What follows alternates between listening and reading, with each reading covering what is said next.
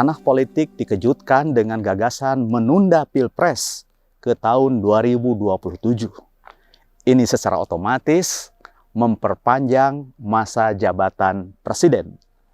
Sontak, gagasan ini memunculkan istilah habis 3 periode, muncullah masa jabatan presiden diperpanjang.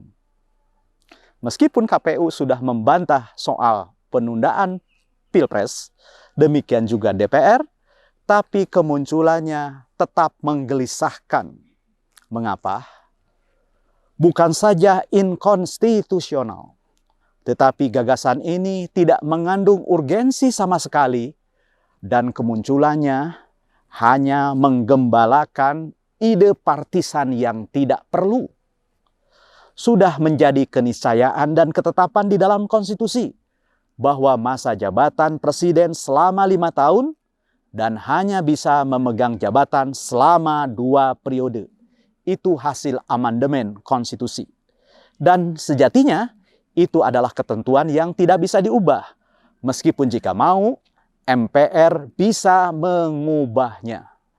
Namun apa jadinya jika setiap punya kehendak MPR mengubah konstitusi? Ini akan menjadi presiden buruk karena pemerintahan tidak dijalankan menurut konstitusi, melainkan pemerintahan dijalankan menurut syahwat dan kepentingan politik. Ini praktik yang harus dihindari, dan itulah sebabnya mengapa kita menganut ajaran konstitusionalisme yang tidak lain adalah membatasi kekuasaan, memberikan frame kepada kerangka pemerintahan, mengatur hak dan kewajiban yang memerintah dan yang diperintah, serta hak asasi manusia. Jadi, mestinya ini menjadi kesadaran konstitusi seperti kepala, dan kehendak, ide, gagasan partisan seperti halnya corak dan ukuran topi.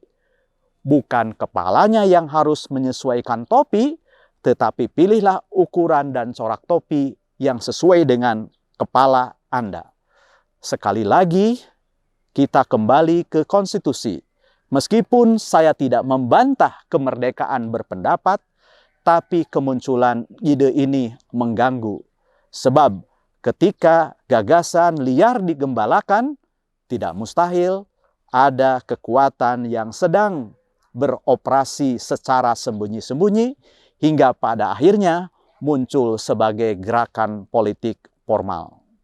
Karena itu, berhentilah berwacana tentang sesuatu yang tidak perlu, sebab tugas negara, tugas aparatur negara, termasuk tugas politisi yang memegang kekuasaan untuk dan atas nama rakyat, bukan hanya menjalankan kekuasaan menurut konstitusi, tetapi menjaga marwah konstitusi itu sendiri. Yang lebih penting dari mengutak-atik konstitusi sebenarnya adalah bagaimana menata kehidupan partai politik. Hentikan pengelolaan partai politik seperti mengelola firma keluarga. Jadikan partai politik sebagai ajang pembinaan kader. Dan biarkan mereka yang berprestasi, yang maju dalam kepemimpinan partai politik, sehingga ketika tiba saatnya untuk memimpin bangsa, mereka tidak gagap, karena mereka tidak maju berbekal white card, karena lahir dari keluarga penguasa. Inilah jalan kemuliaan bagi semua.